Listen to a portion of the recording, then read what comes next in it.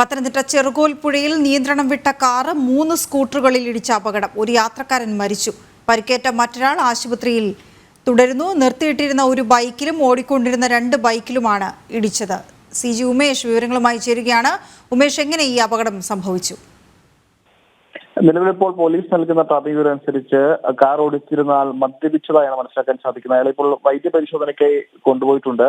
നിർത്തിയിട്ടിരുന്ന വാഹനത്തിലാണ് കാർ ഇടിച്ചു കയറിയത്. നിയന്ത്രണം വിട്ട കാർ റോങ് സൈഡിലൂടെ കയറി വന്ന് റോഡിന്റെ ഒരു ഭാഗത്ത് നിർത്തിയിട്ടിരുന്ന ബൈക്കിൽ ഇടിക്കുകയായിരുന്നു.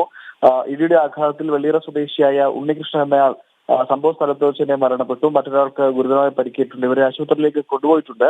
ഇവരുടെ ആരോഗ്യ നിലയിൽ അല്പം ആശങ്കയുണ്ടെന്നാണ് ആശുപത്രിയിലേക്ക് എത്തിച്ച രക്ഷാപ്രവർത്തനം നടത്തിയ പ്രദേശവാസികൾ പറയുന്നത്. നിലവിൽ പ്രാഥമിക വിവരം മാത്രമാണ് പോലീസിന് ലഭിച്ചിട്ടുള്ളത്.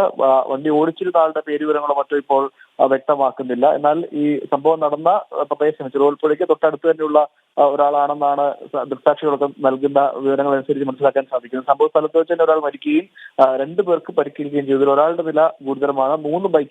നിർത്തിയിട്ടിരുന്ന 3 ബൈക്കിലാണ് കാർ ഇടിച്ചു കയറിയത്.